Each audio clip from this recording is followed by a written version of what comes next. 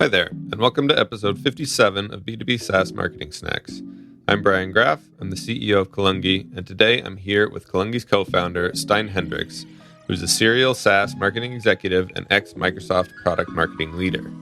I'll keep this intro relatively brief because my opening question introduces the topic, but today Stein and I discuss the ins and outs of making changes as a new marketing leader, how fast to move, and how to tackle some of the big and urgent issues you'll face early on while avoiding pitfalls and maximizing impact. Let's get into it.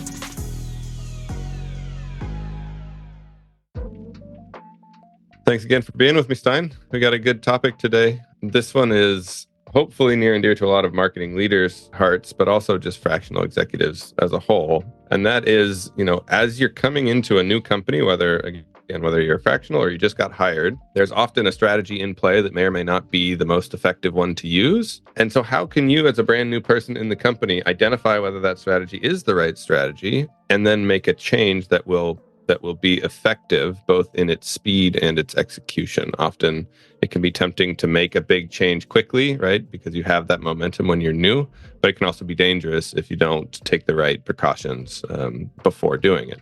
And follow the right implementation steps. So, there's no one better to ask than you, Stein, all the experience that you have, but I thought it'd be a great topic for us to dive into today. So I guess just to start off, talk us through, some scenarios that you've been in where, you've had to step in, where things may not have been going the way that they should have in a company, and kind of what the process was that you took to identify and triage and take the next step. Thank you, Brian. Yeah, it's very tempting when you come in and especially when you're being introduced as this expert who knows everything, to want to satisfy that that wish, right? Let me just say a couple of really smart things and immediately throw solutions at a problem that I may not even understand yet, right? And so making sure that you let curiosity do the talking is very critical, I think, early, and which means then most of your words, your sentences, your paragraphs should end in a question mark. So that's, I think, what you and I can talk about today. What are those questions, right? And if you only get 4 or 5 questions before you have to kind of make up your assessment, do the triage, if you will, what do you think those questions should be? Mm-hmm. I also have fallen into the trap of wanting to provide a marketing solution or a solution that is close to where I think my expertise lies or my experience or why I'm being brought in. And then maybe not feeling always comfortable to say, well, you don't have a marketing problem. You have a very different problem. The challenge, of course, when you're a consultant, when you're an external, like a hired gun, is that 99% of the time when someone externally gets brought in, there's also a people problem, right? Maybe there's people who don't get along, or there were maybe some mishires, or there's some internal struggles with decision making. Although maybe people get along on the surface, they don't really have the same opinion on the business strategy. This could even be the case when you have multiple founders, So getting down to what's the real root cause before you start offering solutions is, I think, critical. So, do you want to talk about a couple of the questions you would typically ask, Brian? I have a couple I can share. Yeah, let's dive into it. Take us through, 1 or 2 of the questions that you typically ask when you first get in to understand the lay of the land. I love to ask, it sounds very tactical, but there's a lot behind this. Like, what are your marketing OKRs, objectives and key results? Many companies don't use OKRs, right? So that's an answer, right? And it tells you a little bit about how mature the business planning is, how they kind of, in the different roles and different teams use tools like OKRs to communicate roles and responsibilities, how much clarity there is around those, who does what, basically. So that's my first question, and the answer there will maybe take me in certain different directions. I would love to see if there's a marketing plan. I mean, the worst thing you can do is assume they don't have a marketing plan, or there is no budget, and that would be a really big mistake if there is actually a lot of really thoughtful work that has gone into why they're doing things they're doing, right? So before you come and have all kinds of opinions on whether the SEO is working or not, or whether the brand on the website looks good or not, ask some of these more basic questions so you know if at least someone in the team has actually spent time on that, right? Is there actually a person who's spending time on marketing, has a marketing plan, has maybe a budget, that maybe have actually spent money on things? Because concluding that the brand looks good or not, you'll bring that message with a different tone if you know whether they spent any time on that or not, right? So I like to ask some of those before. Do you have OKRs? If you do, of course, I'd like to know what they are and what kind of the typical metrics are that people are already looking at. And then is there a plan? And is that plan relatively up to date? Do you have a budget? And then if there's a budget, if there's a marketing budget, and this could include just discretionary dollars or also maybe the team and the people in the team, then I love to know kind of how they've allocated those resources, right? Where are certain dollars going? Where's the time of certain people going? And do you kind of have a reason why you're doing it like that? That's where I would start. I wouldn't start with, which is maybe a little, but some people would find a little more obvious, like, oh, what's your ICP and what's your positioning? And of course you want answers to those questions as well. But then you're falling in the trap that you're probably already making assumptions that the ICP isn't good or the positioning isn't great, and you're going to provide your opinion about those, etc. But I like to first maybe get some of these other questions out of the way, so you get a sense of, hey, how many people, how much time is actually being put into this function today. Yeah, I think especially if you start to jump into ICP positioning and messaging, you're almost jumping into the operations a little too early, right? And you're more onboarding yourself, I think, and tweaking the strategy than judging if the strategy is the right one. I really like this sequence of questions there in understanding what the goals are, what the plan is, and what the budget is. And I think that depending on the company that you go into or that you're brand new at, it can be very telling if there's a discrepancy in the goals that the company is setting, the plan that they've created, and then how they're spending their money. For instance, if the leadership team really wants an organic growth strategy, right, and really want that long-term growth, but they're spending 90% of their budget on paid events, right, then that is a very telling it's a very telling stat, right? And I've seen a similar thing happen in marketing departments in the past, and it can be a big friction point and cause them not to be able to produce the results that they would want to.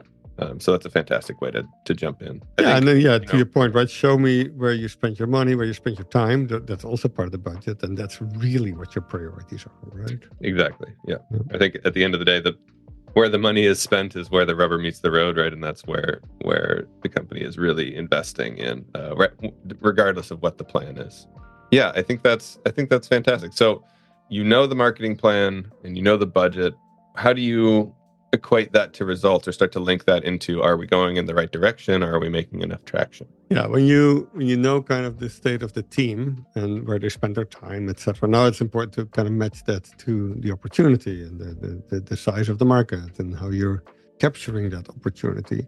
So I like to get a little bit more acquainted with the environment that we're playing in, right? So asking questions around who are your competitors, like where are you winning, when are you losing, why are you winning, why are you losing, tells me quickly, is this category mature or not, right? Which of course will lead to a very different expectation that I would have from the type of marketing that is needed, right? If you're in a very young category, you need a lot of top of funnel work, a lot of education of the market, very different from a demand generation, very different from a mature market where it's more about demand capture, right? You'll quickly go into how's your inbound performing versus the competition, right? Because in an inbound demand capture environment, it's more about outrunning the other guys or gals, and where in a more early stage market that's not really defined yet, it's much more about demand generation, which is often a more question of, do you have a podcast? Is your founder becoming how are you basically trying to dominate the market early on through your thought leadership? It's very different. So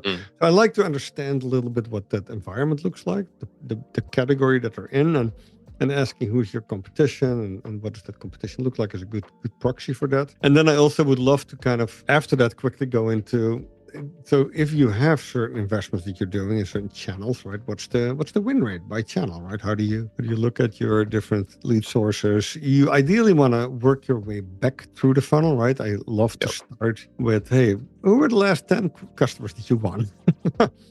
And then where did those wins convert from? What type of opportunities, right? How fast did those go through the funnel? What leads did those come from, right?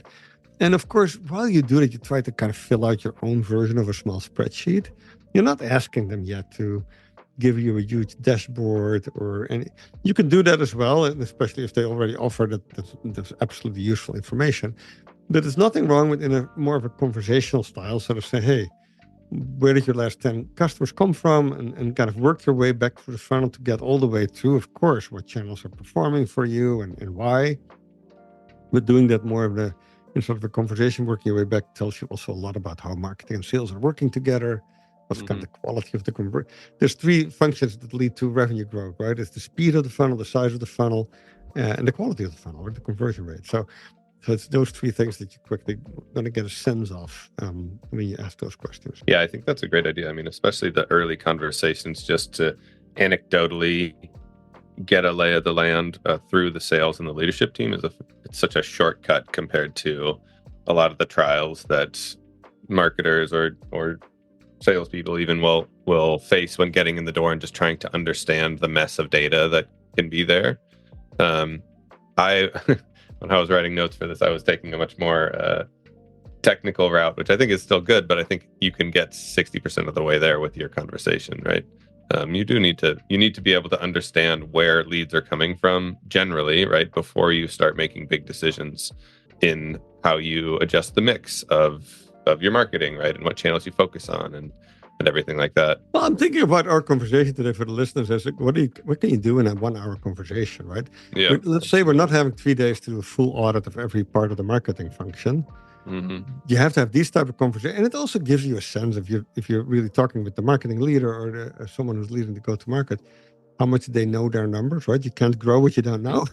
Yep. So, and then you have to do it more in these type of conversation styles. But you can get a lot of, like, for example, when you've asked the question about the competition and you ask the question about where did your last 10 wins come from, now it's also pretty easy to follow that up with, like, why do you win and why do you lose, right? And now you're getting pretty quickly to, is your content good? Do you have the right value prop? Is there a good set of differentiators that you're using in the way you win, right? Or are you just winning by chance? And it's wonderful how much of that you can get out of the single conversation without maybe getting someone to do 2 days of like spreadsheet work that get you maybe a number that's 3.4% more accurate, but not necessarily much more insightful.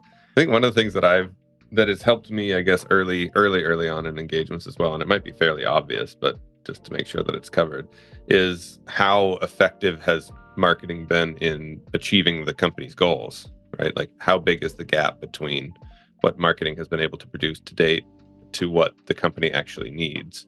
And I think to me that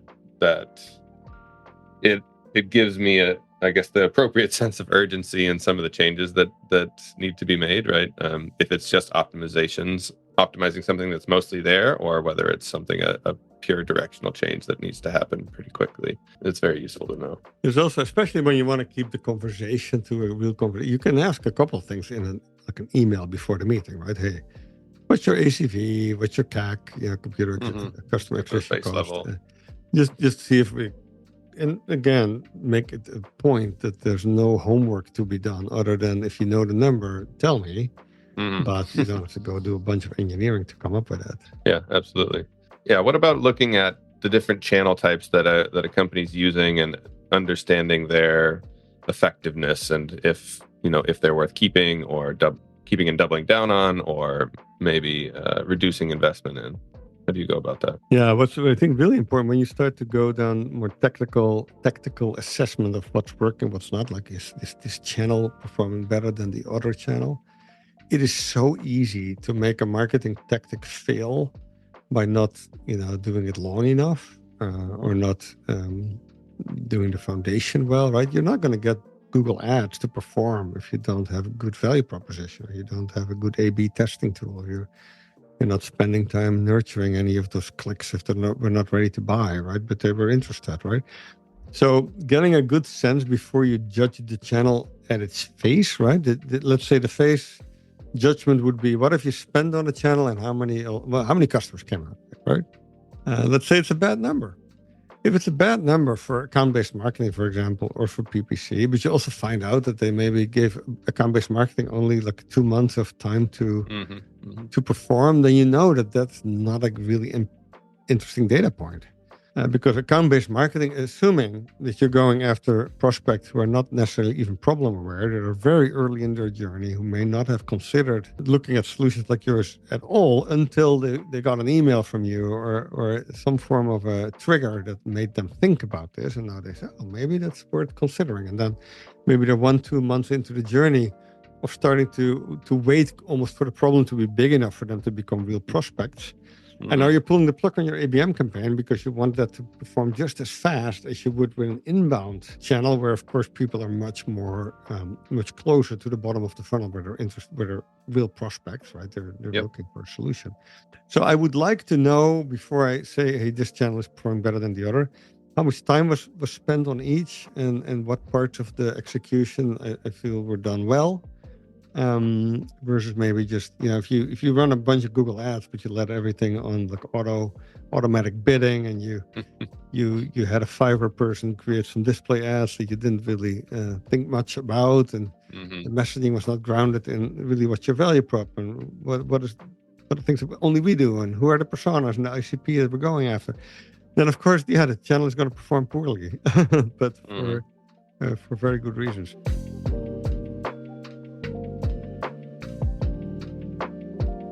Yeah, how do you look at, you've gotten the goals, you've gotten the are we meeting revenue targets, right? And you have an idea of where things are starting to come from, you have the budget, right? Now let's dig a little bit deeper, right? And look at the mix that marketing is using, the types of channels that they're using. How do you understand if the go-to-market approach, I guess, is working from a more tactical level? Yeah, that's a good question. I think this is where you will bring really your expertise to bear, right? If you look at pay-per-click or some of these type of inbound channels, even organic, there's going to be a limited inventory, right? Inventory meaning how many clicks are there to buy, right? And so the absolute numbers and whether the trend is going in the right direction, they don't tell you much unless you have some of those references, right? How big is this market? How many competitors are bidding on the same things, right? How effectively are you winning those bids at a competitive price, or at a price that actually supports your ROI goals? So that's for inbound channels, I think, critical to figure out, hey, how big are these channels? What's the size of the pie? And then are we getting our kind of the slice that we think is the right slice for us? And then when you're thinking of more demand generation, a podcast, or maybe an innovative series of webinars that you're running, where you're trying to maybe have a completely new conversation with the market, etc. I would look at different things. I would look at more of kind of is things looking, are they going up, right? Are we getting more followers? Are we getting more listeners? Are we getting more engagement? Is there something here, right? So it's just a very different way of looking at it. But what do you think, Brian? You wrote some things down before we started this conversation.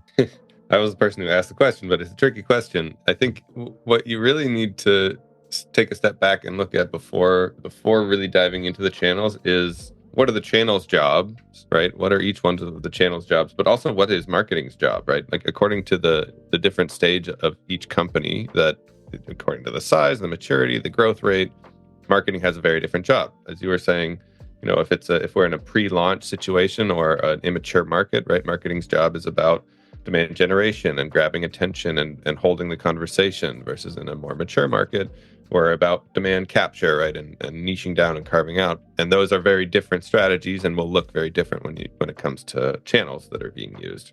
I think also, once you kind of understand that, it's really important to understand what each channel's job is as well, right? A podcast won't necessarily be, you can't really expect that to be directly attributable to a ton of sales, but it will fuel the results that you get from organic, from content, from everything, right? And if you were to look at it from purely a quote unquote ROI perspective, right, it would be easy to look at something like that, or even ABM, for instance, and cut it because it's not producing MQLs, right? But if you were to look closely and know how the intricacies of the marketing system, you would know that it's the backbone of your marketing strategy, right?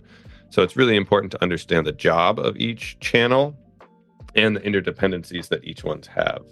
I guess I'll round it out. I think, with each channel, understanding the job, you then can understand kind of mini funnels for each channel to understand performance, right? Whether it's volume or efficiency, price per click, price per MQL, things like that can really those are the metrics that I would start to look at in terms of actual performance per channel. But it is really important to kind of get that lay of the land before you start making those decisions. And then, again, depending on the role of marketing, it is really important to have an eye on marketing's ROI as a whole, right? Because If you are in a pure investment mode, then great, you can kind of spend to gain market share. But after a while, marketing has to start being positive, right? Because it's a revenue generating function. And so you as the marketing leader really have to keep an eye on that as you're building out and making these changes to make sure that you're moving that needle in the right direction, or at least have a solid plan to move it in the right direction. When you don't win because something doesn't convert in a certain channel, then you should learn something from it, right? So I almost also want to, when I assess how a channel is doing, I gotta look first, of course, at what's the output, how's the funnel growing, and the second is what did we learn from it. And if we didn't do either of those, then it definitely failed. Then it's a problem. Right? Yeah. I think it's also, going back to the what is the job of marketing in each channel, right? I think it's important to align yourself with, I was talking about ROI, but align yourself with your CEO or your executives in terms of what the actual goal is, right? Some executives will really want MQLs, some will really want pipeline, some will say that they want MQLs, but what they mean is pipeline, right? And so understanding what the number is, right? We always try and get a numerical target that we're going for, and how marketing is contributing to that is really critical while you're starting to understand the landscape like this. Maybe shifting gears a little bit, do you also want to talk about like marketing tech stack and team and structure and roles? Because those are things you would love to learn about quickly, of course. Like who's what on the team, what type of tools are you using, what type of tools maybe have you committed to? Did you buy Zoom Info and have prepaid it for a year, things like that? Yeah. Well, yeah, and going back to the budget, right, that's kind of where like we said, the rubber meets the road for the strategy, right? And so if you've locked yourself into if you come in as a marketing leader and the marketing budget has already been spent on 15 events, right? That's another good example. Yeah, you can have all the ideas in the world, but you kind of have to commit to that strategy and at least make the most of it while making some incremental changes. So that's a really important thing, right? To have an idea of, but also, right, like what roles were hired for versus what roles. And when I was prepping for this, I was thinking like you'd want to build the strategy based on this audit that you do of all these channels and what you think the right go-to-market strategy is given the maturity and the ACV and everything. And then you want to take a look at the positions within the marketing team and build those out, right? And so you have to do that mental exercise and then compare it to what's on the budget today. You may have to make some tough choices to make sure that the right people are in the right seats to fulfill that. But to your point, right, the tech stack is absolutely another place that is worth looking at. Some of these contracts are year long, right? And you can get locked into software that you may or may not need. And it's very easy especially with subscriptions for software to kind of fall under the radar and pile up your expenses in a way that isn't really that fruitful for your strategy. Another area, I guess, as well, just to round out the budget, is the discretionary spend, on the other hand, is a very liquid piece of your budget, and it's pretty easy to reallocate that according to what you're seeing when you're doing this audit. So that's a really nice area where you can either bring it down to hire a new person, right, and bring some external capability onto your team, or you can honestly, as you make changes to the team, reinvest that in paid to give yourself a little boost if you need. Well, another on the tech stack and challenge related to both. My favorite question always, when I kind of want to get to know a team quickly and what they focus on and where they spend their time, is, hey, how many leads came in yesterday? And then I hope, which never happens of course, but I hope I get an answer that's actually a numerical value instead of a long explanation or someone pulling up a laptop and starting to share a screen to show me a HubSpot dashboard. No, because ideally people know what some of those numbers, their numbers are really the most important KPI that they're looking to influence. They should know, right? Just like a nurse in the ER who hands over her shift to the next person knows how many people were brought in the last hours. And this is the importance of, going back to one of your first comments, the importance of OKRs, right? You really, to be successful, you want a team that has a clear line of sight on what goal they're pushing for and is proactively driving towards that goal, not you as the leader trying to drag the team, in a direction and they're just happy to check boxes every day. You need a team, especially in marketing where it is performance based. You need a team that's really driving things for you. And then a follow-up on the how many leads did you get last night would be, and how are you nurturing the leads that either came in or the things that didn't convert, right? Do you have any nurturing in place? Because that's another such low-hanging fruit, often if it's not the case or it's not done very well. Yep. And you're looking as a CMO, you're looking to have impact in what I call the big M marketing topics, like is the ICP and the positioning done correctly, etc. But you also need some quick wins. And nurture could be one of them, right? Or fixing a couple of things on the content side, like the website, asking, hey, who's the website really for? Is it really for us, the internal audience who cares about the colors on the page, or is it really for a certain type of audience, like people who are looking to get product information or people who are looking to see if you have customers that look like them, right? And is the website catering to that? Those could yield some very, very quick wins. Yeah. Last one, and I think we've spent a lot of time on this topic already, but do you have any testimonials? Who are your customers and your quotes that are saying, hey, you're the best thing that ever happened to us? And if you don't, why, right? And how easy is that to fix? Yeah, I think, well, just one last thing before we switch. I think a follow-up question to your how many leads did we get this week is how many of those have turned into opportunities? How many of those have turned into customers? Because plenty of marketers will like to hang their hat on the MQL number, and it's very important, right? But if they don't convert into an opportunity or revenue, then it doesn't really matter, right? And I think forcing the team to really focus on those down funnel metrics, even just as indicators of success or quality, right, is really important.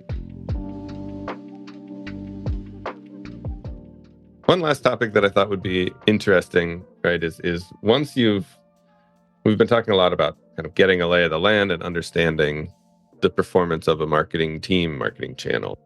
But once you have an understanding of that, how do you make sure you can implement changes in a way that's fast enough to take advantage of the momentum that you have as a new leader, right? But also slow enough to where you don't break anything in the process. We've had experience where a company has hired us in to help them with a new go-to-market strategy, right? And we've wanted to really dive in and make that strategy happen. But the danger of doing that too fast is that you lose momentum on the thing that's making you money today, right? How do you look at implementing changes like these in a way that obviously moves quickly and doesn't make the company get stuck, but also, doesn't fall into any common pitfalls? That's a great point. Yeah, I think we tried to, in just the previous topic, to give some thoughts on how you, in like an hour conversation, get to the core of a lot of insights. And I think you should. But then I also believe that as an executive coming in, you have to be very careful that you don't jump to conclusions. So you have to kind of, there's this term, I think I've heard that, I don't know if I use it correctly, but the executive kind of no-fly zone. When you get hired, you have to like do a month of listening before you make all kinds of changes. And the reality is if you're coming in as an external, fractional CMO, external executive, you don't really get that amount of time to be passive, right? You're kind of being asked a weekend, like, hey, so what do you think? Now or never, yeah. And then 2-3 weeks later, people ask, what are you changing? And 4 weeks later, a month in, they want to see the results, right? So you kind of have a little bit different of a timeline. That's why I think it's important to find some of those quick wins, and then don't be shy on putting the trigger on those, especially when you see things that are just completely a friend of ours called it belt and suspender, fixes, right? Things that have to happen. So don't take any prisoners there. Just move on and move ahead. And go implement those. But then, especially when you think of changing the go-to-market focus and the ICP, and those are things that I want to make sure you have really enough data before you make some big changes there. Those are very costly, the changes, and they're very hard to undo. But yeah, if you find out that leads come into a form, don't get any nurture follow-up email, then yeah, I would fix that the same evening. Yeah. The one thing I've never regretted doing fast without any asking for too much permission is to do customer testimonial interviews. Even if a client pushes back, we talk to our customers all the time and we have plenty. Nothing, there's very few customers that, especially the ones that like using your product, that don't want to help out by doing another interview. And it's very seldomly that they don't appreciate the attention, right? Especially when someone comes in new with a fresh perspective, right? They'd love to give their thoughts, either good or bad. Right. I never think you should wait with doing those or ask for doing those. There's no real downside to doing those, right? At the very least, you get a nice testimonial, a nice asset you can use, and at the most, you get some amazing customer insights that you may or may not have heard in in your conversations to date.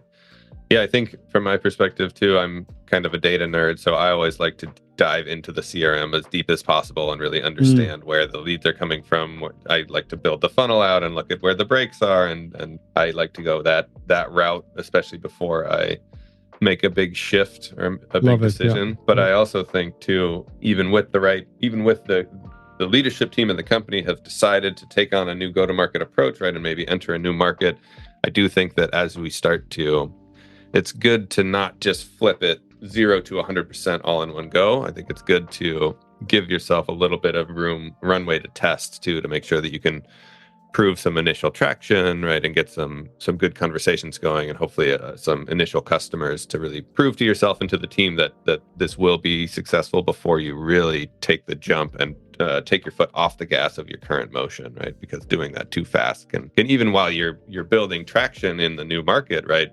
that traction may not be enough to cover the loss of the old market, right? So it's just an art form of a transition, but it's something to keep in mind. And no matter how excited the leadership team can be, it's about this new market. It's really good to not rush it too much.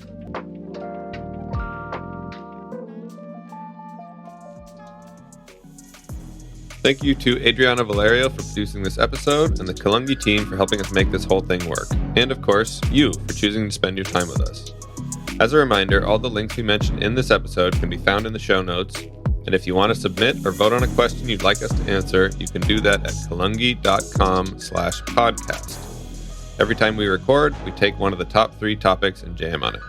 Thanks again.